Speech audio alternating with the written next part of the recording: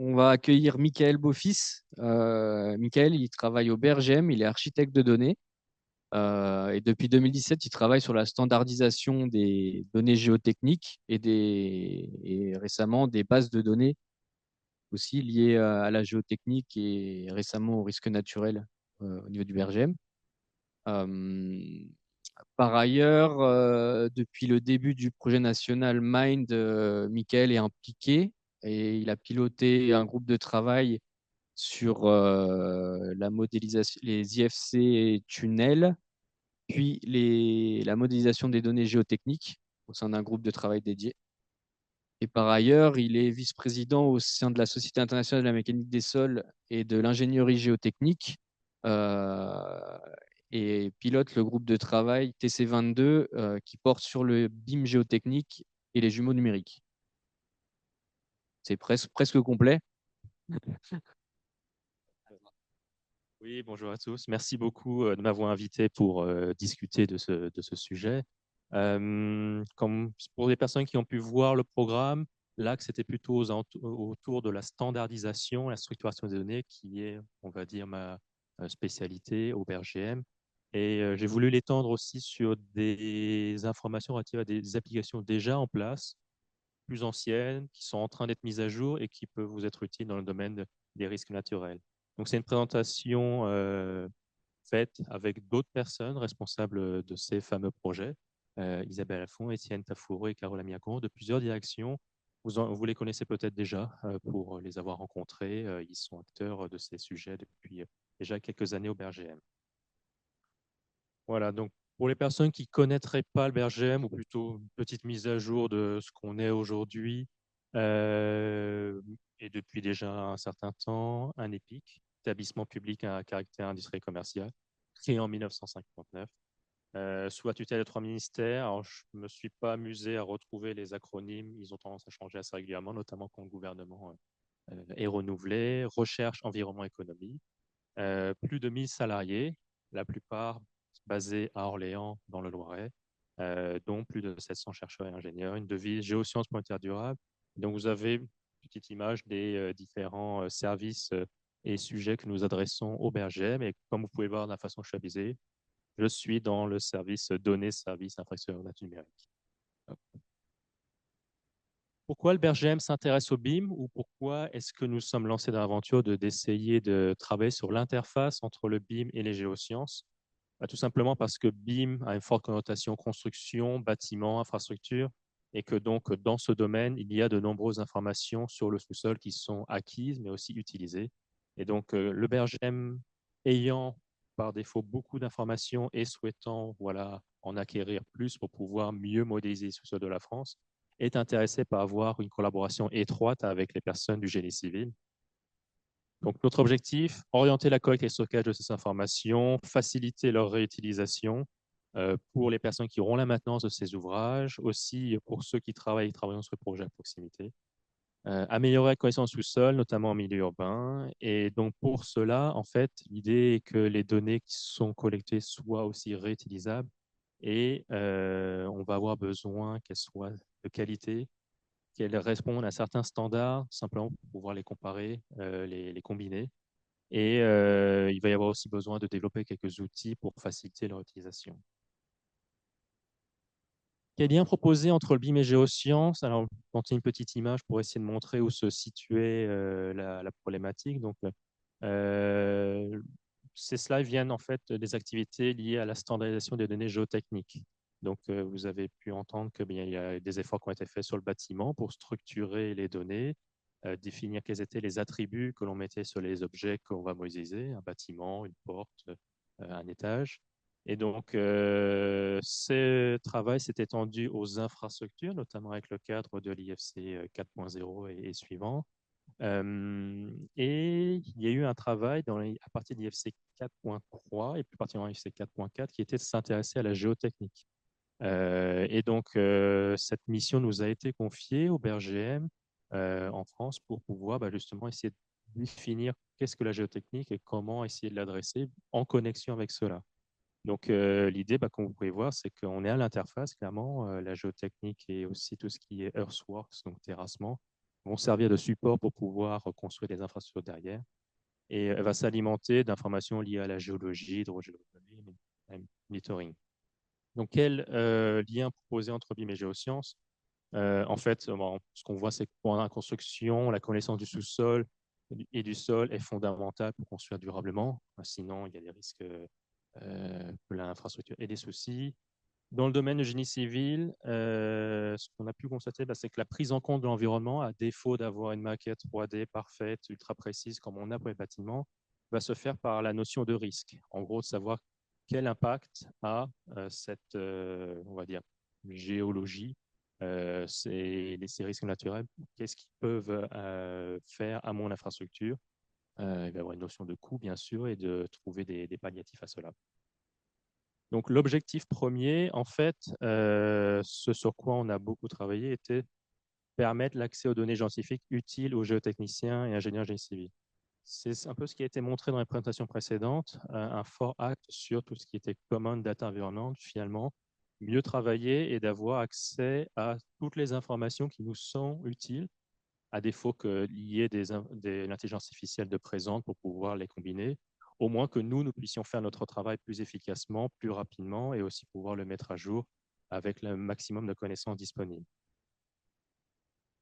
Donc, sur cette présentation, je vais mettre l'accent sur 3 contributions du BRGM à connexion BIM Géosciences. Donc, la définition de comment fournir des données géotechniques pour le BIM, améliorer la mise à disposition des données géotechniques. Vous savez déjà, le BRGM met à disposition des données. Lionel a pu montrer que la plateforme Esri permettait de les exploiter. Et on a aussi un projet en cours qui est le projet BD Risque Naturel. Donc, concernant le premier axe sur la standardisation, comme je le disais, ben, au-delà du fait que la géotechnique se trouve à l'interface, il y a de différentes thématiques. Elle a aussi l'interface de plusieurs standards existants. Donc, concernant le BIM, comme l'a expliqué Aurélie, il y a un héritage de STEP avec les standards IFC qui ont été faits. Et donc, concernant la géologie, l'hydrogéologie, on a un historique avec des standards plutôt liés à l'OGC, plutôt le monde du SIG. Et donc, on voit bien qu'il y a une rencontre entre les deux qui doit se faire, une interaction également. Et donc, la question était de savoir comment, on va dire, définir ce standard pour la géotechnique. Il y a eu un projet qui s'est appelé MINE, qui continue aujourd'hui, mais sous une autre forme. Mais à partir de 2014 et jusqu'à 2022-2023, il a visé justement à étendre la définition des standards du BIM, de l'Open BIM, donc les IFC pour les différentes infrastructures. Donc, gros effort fait sur le rail, mais également sur les sujets tunnels dans lesquels la géotechnique était impliquée. Donc, sur ces activités qui ont engagé entreprises françaises, organisations françaises, il y a eu des interrogations et des réflexions faites sur l'interopérabilité, la géométrie sémantique, les flux de données, comment faire en sorte que ces informations puissent être transmises entre systèmes informatiques, sur la gouvernance, la gestion de l'architecture, des incertitudes et des archives. Donc, concernant le BRGM, nous avons piloté l'activité sur la standardisation des données géotechniques et également, nous avons été actifs dans 2 autres groupes, ceux sur la gestion des archives et la gestion des incertitudes et tolérances.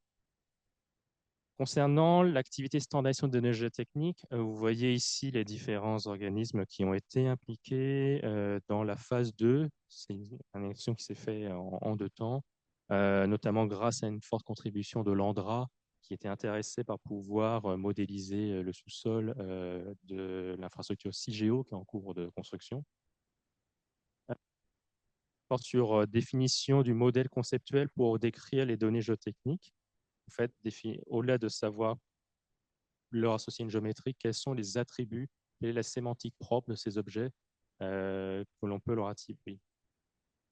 Le travail a fait l'objet de multiples communications en France et internationale et fort du travail qui a été réalisé et la copie qui a été rendue, l'idée était justement d'aller démarcher, d'aller imposer cette vision au niveau international et donc faire en sorte que cela vienne, on va dire, alimenter la définition des standards IFC. En parallèle, il y avait aussi une activité au BRGM qui était de prendre en compte ces travaux et de faire en sorte que nos outils, nos logiciels et nos données puissent prendre en compte ces standards et les mettre à disposition. Au niveau international, eh bien, le BRGM et plusieurs membres aussi du groupe Mind se sont positionnés pour être présents dans le projet IFC Tunnel et étendre ses capacités pour la géotechnique. En parallèle, a été lancée aussi une activité qu'on appelle le Geotech New Project Experiment, donc que j'ai piloté, qui avait vocation à harmoniser la définition des standards, donc non seulement au niveau de l'IFC, mais également des standards de l'OGC, mais aussi d'autres standards que vous connaissez peut-être, qui sont ceux de l'AGS en Angleterre et de DIGS aux États-Unis, qui étaient déjà présents, et il y avait la volonté justement d'avoir un standard unique pour tous sur la géotechnique. Il y a eu le développement aussi de deux autres positions. C'est ce qui m'a valu être nommé co-chair du TC 222 de l'ISSMGE. Donc l'ISSMGE, si vous ne connaissez pas, c'est la version internationale du CFMS, en fait. Le CFMS est membre de l'ISSMGE, comme le sont les différentes sociétés nationales. Et donc, l'ISSMGE vise à justement organiser, on va dire, les pratiques en géotechnique. En parallèle, quelques guides sont rédigés afin d'accompagner ce mouvement. Concernant le Geotech New Project Experiment, c'est une activité qui a démarré en février 2022 et alors, je n'ai pas mis la slide à jour, mais elle est terminée depuis décembre 2023 en fait. Elle a accueilli plusieurs participants, notamment des différentes organisations d'océanisation que j'ai nommées précédemment, donc OGC, Building Smart International, AGS et DIGS, pour travailler sur des modèles communs sur la description des données géotechniques, les essais, les modèles, étendre aussi les standards OGC. Donc, en parallèle que se faisait l'extension des standards IFC, on faisait l'extension des standards OGC. Et de nombreuses documentations et démonstrations ont été faites pour justement montrer comment ça pouvait fonctionner. Les livrables de ce travail sont disponibles sur un GitHub. Retenez plutôt l'adresse de droite. L'adresse de gauche, vous pourrez la récupérer à partir de celle de droite. Il y a à la fois le document montrant la philosophie que nous avions retenue sur travailler ensemble, mais également des documents plus techniques sur quelles sont les données que nous avons identifiées comme étant pertinentes, donc le fameux modèle conceptuel de données, les propositions d'extension au standard OGC, comment utiliser ce qu'on appelle nous des API, c'est des moyens d'accéder aux données lorsqu'elles sont stockées dans des bases et conformes aux standards pour pouvoir les utiliser dans des différentes applications. Également, tout ce qui concerne voilà, l'aide aux software vendors pour pouvoir implémenter cela. Un petit aperçu des différents concepts que nous avons définis tous ensemble en fait dans le projet, et notamment par héritage du travail qui avait été fait dans Mine. Il y a un découpage en 3 cahiers. C'est un héritage que nous avons repris des travaux de l'AFTES, qui avait défini le cahier A comme étant ce qui comportait les investigations géotechniques, le cahier B concernant la modélisation et le cahier C tout ce qui concernait le dimensionnement et l'évaluation des risques. Donc, l'idée, c'est qu'il y a différents objets qui sont ici notés et à ces différents objets sont associés des attributs. Et dans le travail qui a été fait, il y avait la définition de ces objets dans chacun des standards, donc celui de l'OGC, de l'IFC, d'AGS et de DIGS, quels étaient les attributs qu'il y avait dans ces différents objets et voir des mappings, donc de correspondance pour passer de l'un à l'autre. Le travail qui est un peu plus nouveau était au niveau de les unités géotechniques, les discontinuités et aussi les vides. Ce sont des choses que nous avons rajoutées par rapport aux besoins géotechniques et qui allaient en complément d'objets déjà existants pour la géologie, donc ce qui était Geologic Unit, les failles, les contacts, les plis. Pareil pour la modélisation hydrologique, ce sont des objets qui étaient déjà existants dans la thématique hydrogéologique. Donc, ces objets ont aussi fait l'objet d'une définition et aussi d'attributs qui permettent justement, lorsque on va pouvoir travailler avec ces objets, s'attendre à avoir ces informations de renseigner. Et donc, du coup, lorsqu'on récupère un objet de type géotechnique, savoir quelle information il peut porter. L'ISSMGE, donc, je vous ai déjà un peu expliqué de quoi il s'agissait. Le TC 122, un comité technique de l'ISSMGE, et il s'adresse justement à la thématique du Building Information Modeling et des Digital Twins pour la géotechnique. Donc, c'est là où justement on essaye de fédérer sur le sujet, avoir des approches communes à l'international pour justement adresser le sujet ensemble. Donc, c'est un groupe qui est récent, qui est né en 2022, actuellement 55 membres issus de 20 pays. Et c'est un de ceux qui s'intéresse le plus au numérique. Donc, il y en a un autre TC qui s'intéresse au machine learning, qui est le TC 309. Parmi nos activités dans le TC 222, il y a des workshops qui sont organisés, qui sont des workshops en ligne. Donc, il y en a un prochain qui aura lieu la semaine prochaine, le 24, sur les pratiques dans les différents services géologiques. Le dernier workshop dont la vidéo est en ligne était justement sur la standardisation. Donc, c'était euh, en avril dernier. Et donc, nous avons mis en valeur les efforts justement de connexion des différents standards sur la géotechnique.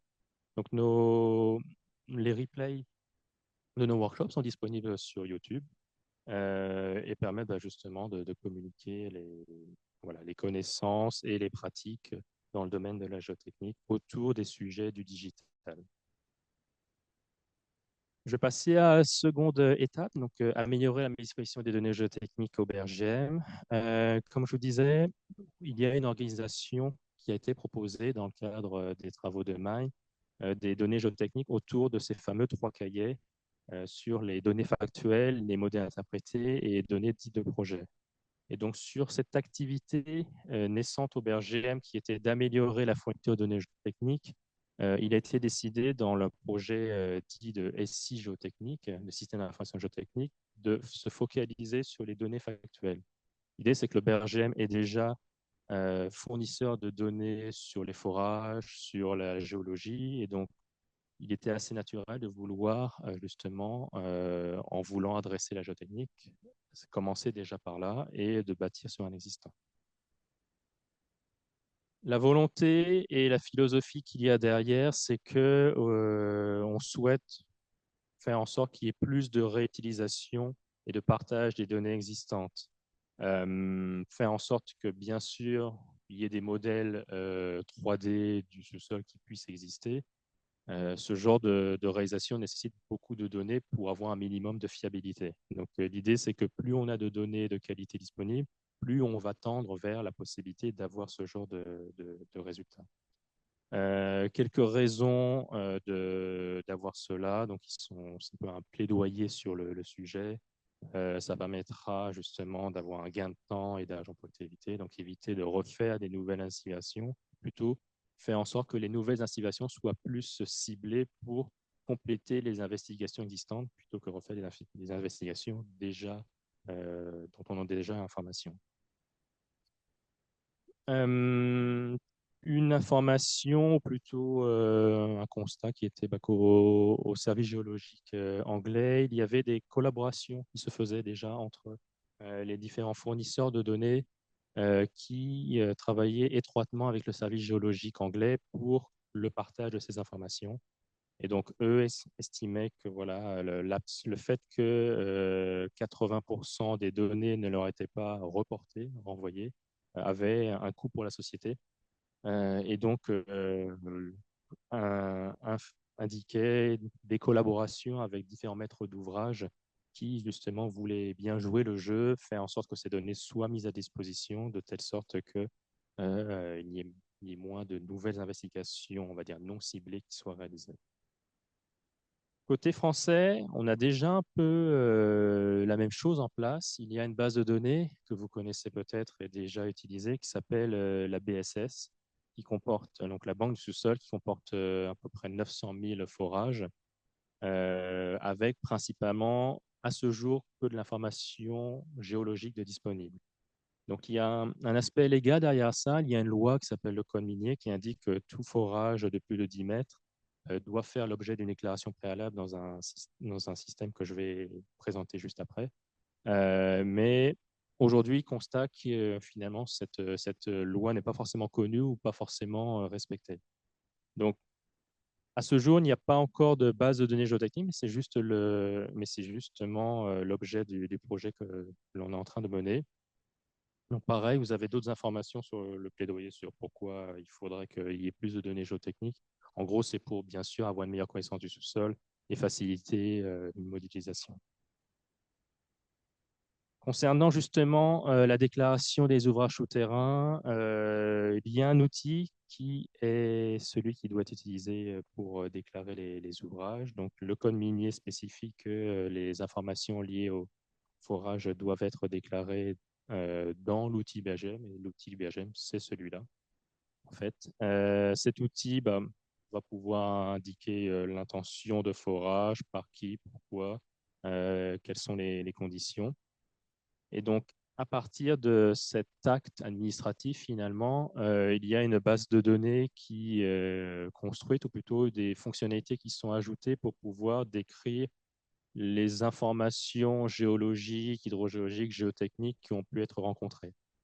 Donc ça, c'est l'objet de l'outil qui s'appelle Dialogue. Donc il y a un lien entre les deux outils. Depuis Duplo, depuis la déclaration de forage, vous pouvez aller sur Dialogue et vous allez pouvoir avoir la possibilité d'indiquer les essais qui ont pu être menés et les informations qui ont pu être recueillies lors de ce forage. Donc, pour ceux qui ont connu cet outil des années 2000, qui s'appelait GES4, Dialogue est la nouvelle version, en fait.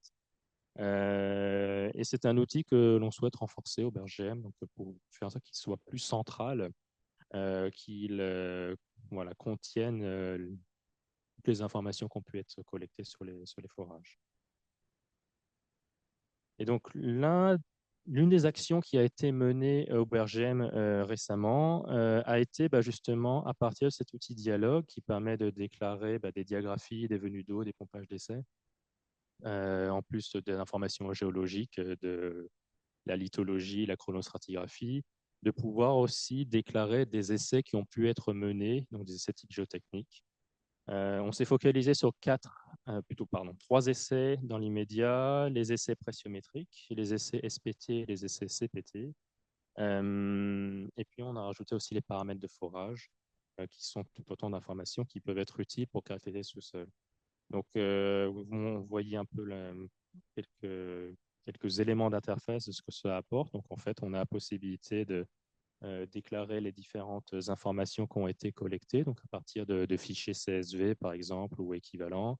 Vous les importez dans le système, vous pouvez visualiser finalement les différents cours. Et ces informations sont bancarisées afin de pouvoir resservir dans différents projets. Après cette action qui s'appelait France Géotech, le BRGM a souhaité, on va dire, monter de niveau, s'est rapproché du ministère de la Recherche, avec pour vocation d'aller vers le développement d'une base de données géotechniques nationale.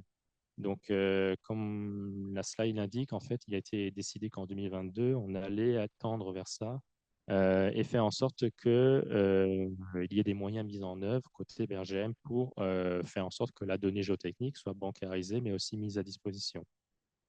Donc, avant de se lancer dans des actions de développement informatique, il y a eu des enquêtes qui ont été menées auprès de différents acteurs de la géotechnique, et donc le réseau que le BRGM disposait. Une enquête qui, à mon sens, a connu un grand succès. Il y a eu 200 réponses de différents acteurs, bureaux géotechniques, maîtrises d'ouvrage également, qui ont répondu pour justement montrer quelles étaient leurs attentes par rapport à ce sujet, pouvait être leur accueil. Donc, vous avez quelques informations relatives à cette enquête qui a été menée. Comme quoi, la BSS était très connue de la plupart d'entre eux, surtout pour la consultation, mais pas forcément sur son alimentation. Qu'on était malheureusement encore sur un usage lié à l'échange de fichiers type PDF, pas encore à de l'usage de format plus poussé. Ça permettait justement de dimensionner le type d'infrastructure qui pouvait être mis en œuvre d'un point de vue informatique.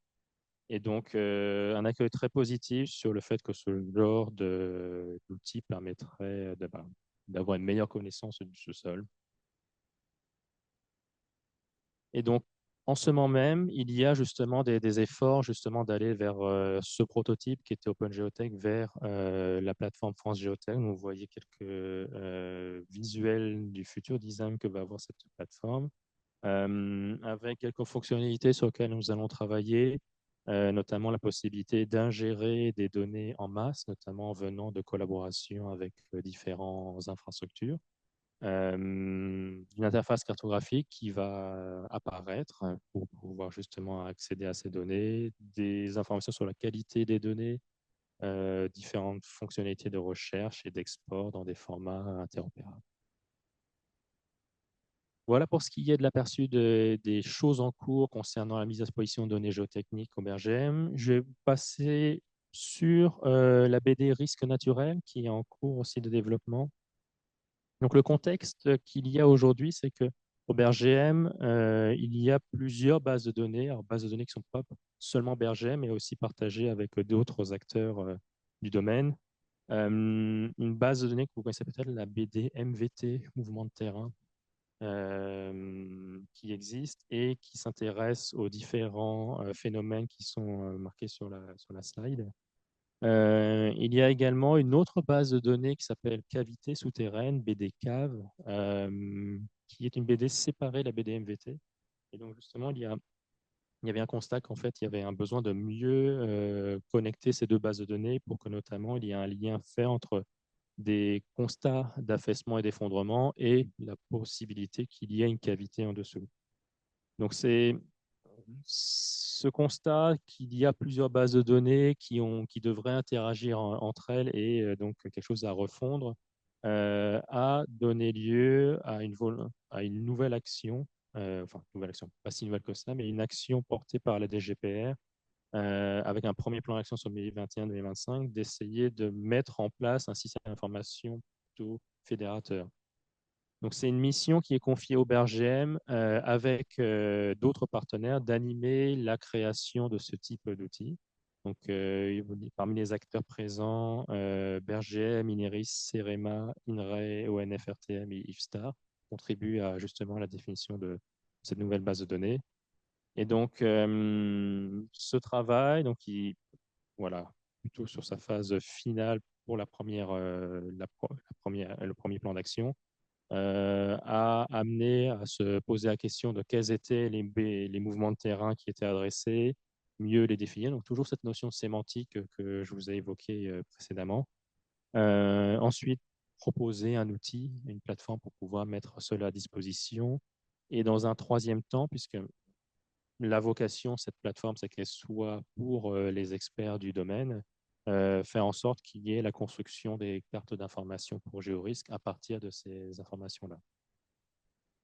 Donc, quelques informations sur des réalisations et travaux en cours, identification et caractérisation des mouvements de terrain qui seront adressés. Donc, on va parler d'affaissement, effondrement, aléas rocheux, glissement, lave torrentielle.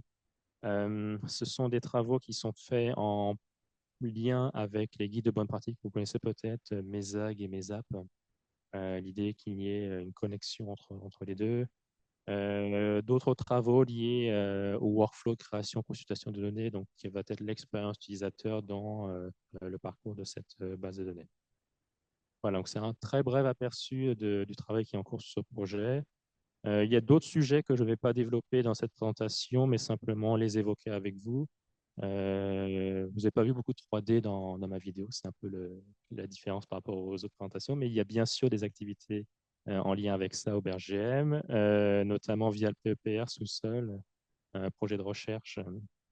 Il va y avoir une thèse justement sur la co-visualisation entre modèles géologiques 3D et maquettes infra. Donc, c'est une thèse qui va commencer en début 2026. On a aussi beaucoup de travaux autour du web sémantique. Ce sont l'usage des mots. Aurélie parlait d'ontologie, c'est effectivement de ça dont il s'agit particulièrement. Sachez qu'il y a eu un travail qui a été d'insérer dans ces outils de vocabulaire les méthodes et propriétés observées en géotechnique. Donc, ça vous permet justement d'accéder à une définition et de faire en sorte que il n'y ait pas d'ambiguïté par rapport aux données que vous partagez.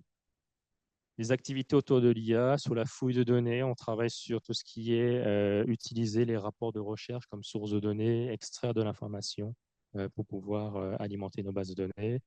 Et il y a aussi des contrats de collaboration qui sont en cours de définition pour le partage des données entre maîtrise d'ouvrage et bergère, notamment avec la SGP, Société des Grands Paris, Société des Grands Projets aujourd'hui, la RATP entre autres. Voilà pour ce bref aperçu.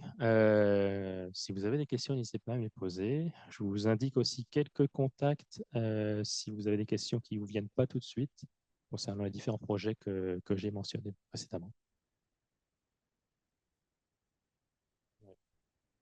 Oui, tout à fait. Donc la question pour l'enregistrement donc, était par rapport à Duplo, le fait que la personne qui doit réaliser les déclarations est le maître d'ouvrage, que c'est la personne qui a la responsabilité et que le fait qu'elle ne soit pas forcément sachante puisse poser un problème sur le fait que le travail ne soit pas fait. C'est effectivement un souci. Je vous confirme qu'effectivement, c'est eux qui sont responsables, la maîtrise d'ouvrage. Ce qu'on a pu constater dans le cadre, par exemple, du projet de la SGP du Grand Paris, c'est qu'ils ont mis en place leur base de données géotechniques. Et donc, lorsqu'il y avait des marchés qui étaient réalisés, les personnes qui étaient réalisantes, les foreurs, devaient alimenter la fameuse base de données de la SGP. Donc, ce qui pourrait être envisagé, c'est qu'effectivement, le maîtrise d'ouvrage demande, lorsque des forages sont réalisés, puisque c'est lui qui a l'argent et c'est lui qui est commanditaire, demande qu'il y ait alimentation de la BD du plot par justement les réalisateurs. C'est peut-être une ligne à rajouter dans les contrats et effectivement, ça ferait que les sachants feraient le travail. Petite chose que je suggérais aussi, c'est qu'avec la SGP, ce qui se faisait, c'était que tant que la base de données n'était pas bien renseignée, bien propre, il n'y avait pas paiement du dit forage. C'est aussi un moyen de s'assurer d'une certaine qualité du travail. En tout cas, il y a une incitation, une retenue du financement. Et donc, c'est ce vers quoi je pense qu'on pourrait aller. Alors, bien sûr, ça veut dire plus de travail pour le fora, mais bien entendu, c'est quelque chose qui pourrait être rétribué par la maîtrise d'ouvrage. Et on fait en sorte aussi que les outils que nous mettons en place facilitent ce travail. Et comme vous dites, un sachant sera bien plus à même de remplir sa base de données.